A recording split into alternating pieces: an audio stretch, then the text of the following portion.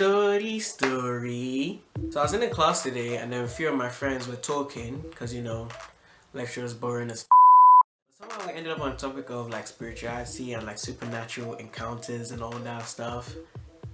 And I don't know how we got to this, but we started comparing African juju to like Western world voodoo, like magic. Back home in Nigeria, everyone always thinks that like Africans have the best like voodoo magic.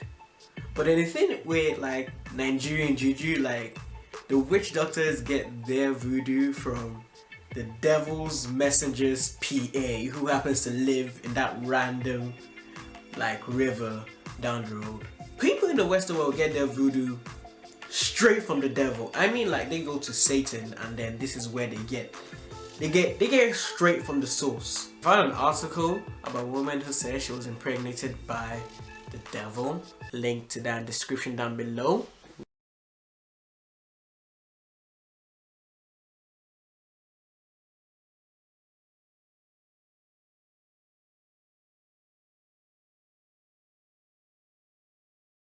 Also, to protect the people involved, I'm going to be changing all their names, so don't go to my Facebook trying to look for them. A few years ago when I was still properly young, I had these two very good friends whose parents were like very generous and like not just in giving out stuff but also welcoming people into their homes.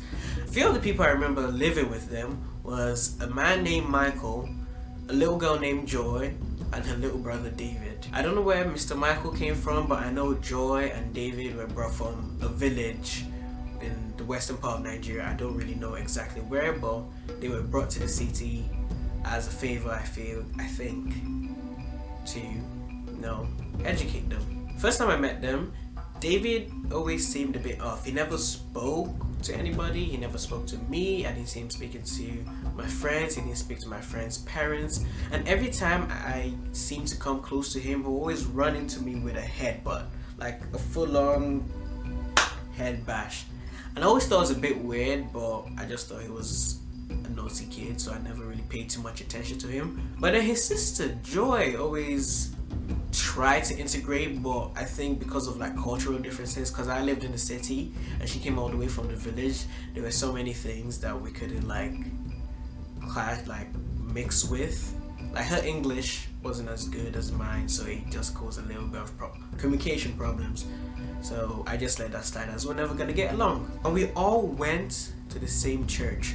So Joy and her brother would come to church, and when they were in church, David did the same thing. He was running into people head first, and I just thought he was a very, very weird kid, so I kept away from him.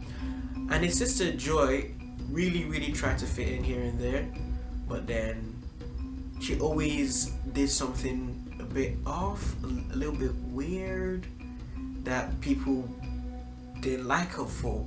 Like I remember a time she was just pulling on the girl's hair because the girl didn't want to like give her a crayon or something. I don't know what she didn't want to give her, but she was pulling her hair and like shouting some random shit in Yoruba, and my Yoruba wasn't very good at the time, so I can't say what she said, but it was very weird to say the least. We were at this for a few months, and then I remember Mr. Michael, all of a sudden, as soon as Joy came, he was losing his sight. And Mr. Michael had been with my friends like long before Joy and her brother came. But then all of a sudden, as soon as Joy came, he started losing his sight a little bit.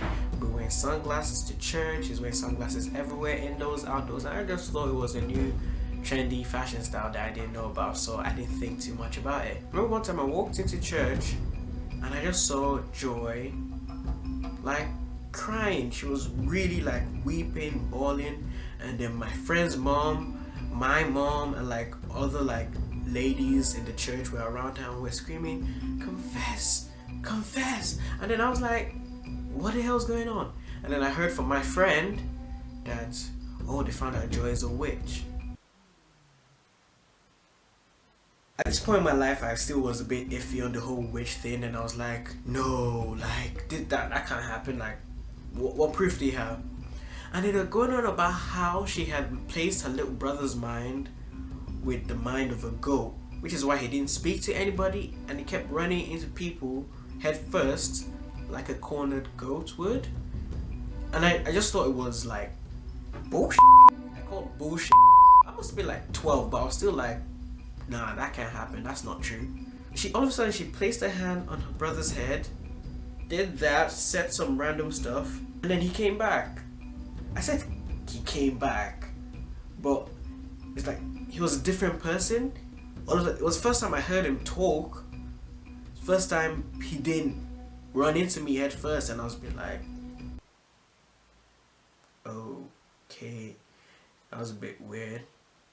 People started saying that the reason Mr. Michael was losing his sight was because she had used his eyes for some form of ritual or something, so he was losing his eyesight, and then they forced her to like give him his eyesight back. They took her to another room. I don't know what happened in that other room. I don't want to know. I was still a little kid, so they were probably not going to tell me anyway. But after that day, when I went to go visit my friend, Mr. Michael was no longer wearing the sunglasses. His eyes were fixed. It was fine. And then all of a sudden, Joy and her little brother were nowhere to be seen. I don't know if they sent them back to the village. I don't know what they did with them. I just know after that day, that was it. It messes with me a little bit because there's not been any form of scientific anything to prove otherwise to me, so I've grown up believing that she was a witch and it was a supernatural thing. So yeah, that happened. And that's a story from my childhood. A little bit random, but I just thought I should share it with you guys anyway. I thought you guys would appreciate it, or get a little bit of insight from it. Do you believe in the supernatural? Do you not? Have you ever had any supernatural experiences? And if you have, does the whole putting salt in front of your door thing work? Because I've read about that somewhere, or I heard it from someone. I can't really remember where I heard that from. But people apparently it keeps demons at your house or something. Or whatever, I just think it's a waste of good salt. If you have anyway, or if you have anything you would like to add to this, tell me in the comments down below. Like the video if you did, share, subscribe if you haven't, and I'll catch you guys later.